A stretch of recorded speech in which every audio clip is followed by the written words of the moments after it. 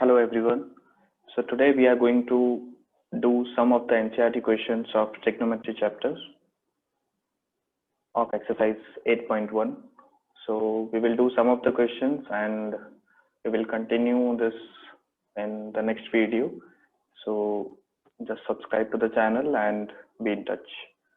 So moving on to the first question, we have in triangle ABC, right angled at B, AB is equal to 24 centimeter, BC is equal to 7 centimeter, and we have to determine sine and cos of angle A and sine and cos of angle C.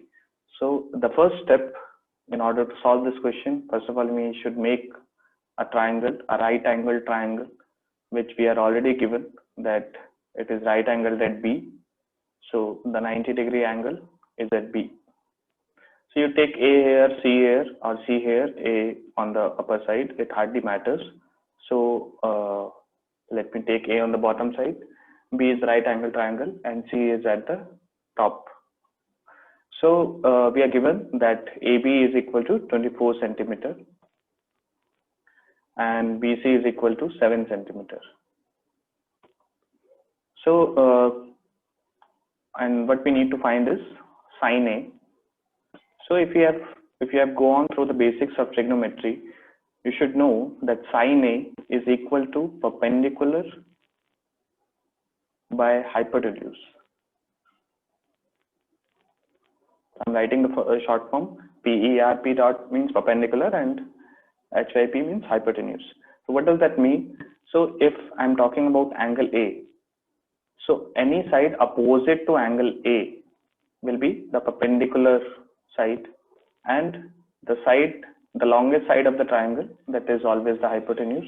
So in this case, sine angle A will be nothing but BC, that is the perpendicular, and hypotenuse, that is AC. But till now we know what is BC, but we don't know what is AC. So in order to find, we just use the Pythagoras theorem. So AC square should be equal to AB square plus BC square. So it is simple Pythagoras theorem. Hypotenuse square is equal to perpendicular square plus base square. So AC square, which we have to find, AB square. AB square means 24 whole square plus BC square, that is 7 square. So 24 square. So you should know the squares up till 25 at least. So that is nothing but 576, and 7 square is 49. So that sums up to 625. So AC square is equal to 625. Therefore, AC will be equal to root of 625, which is nothing but 25. So now we have this AC also has 25 centimeters. So I'm just removing this stuff. So this is an extra part that you have to do in order to find the AC. So coming back to the main question, we need to find sine A, that is BC by AC. So BC is nothing but 7 and AC, as we found out, is nothing but 25. So sine A is 7 by 25.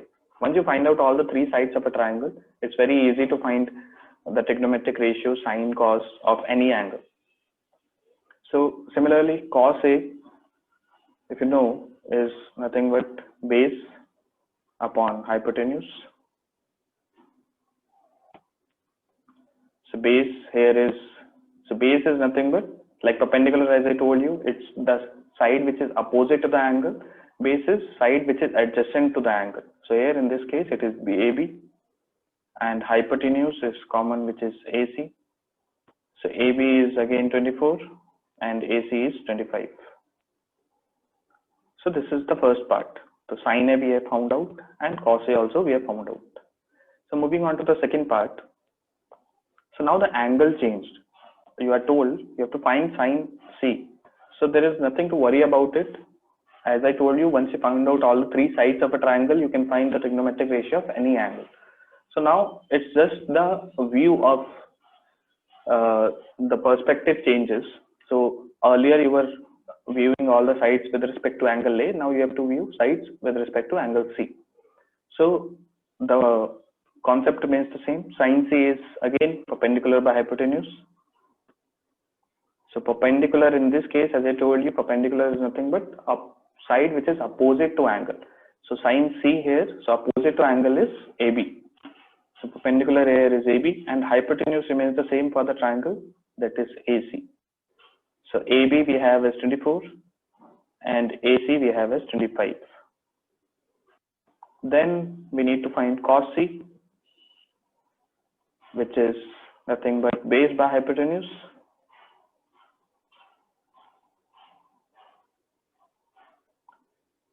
So base for this, as I told you, is the side adjacent to the angle, that is BC.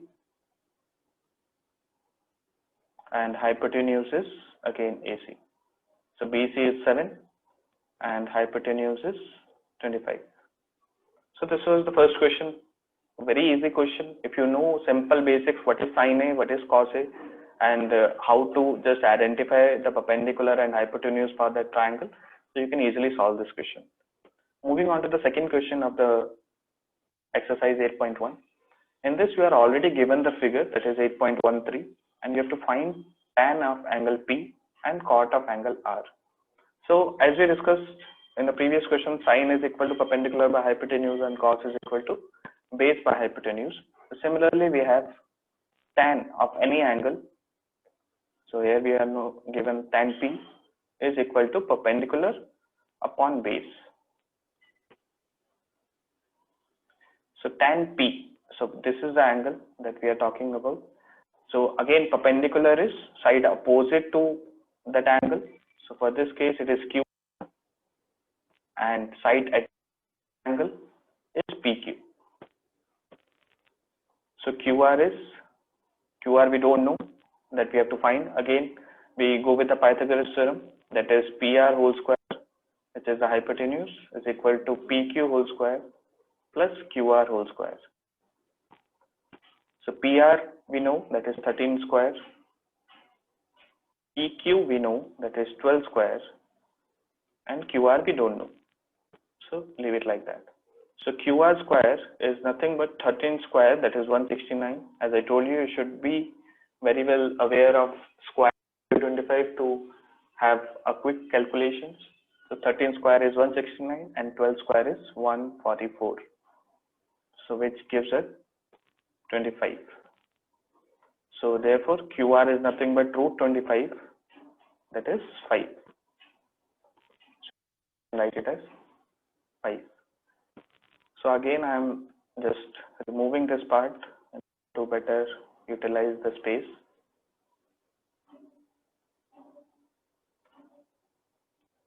So QR is equal to 5 as we found, and PQ you are given as 12. Now cot R. So you need not to remember all the trigonometric ratios. Just if you know the basic sine, cos and tan, all the others you can just find out by doing the reciprocation of the known trigonometric ratios. So tan is just the reciprocal of cot, if you know, is just the reciprocal of tan. So cot R is nothing but 1 by tan R.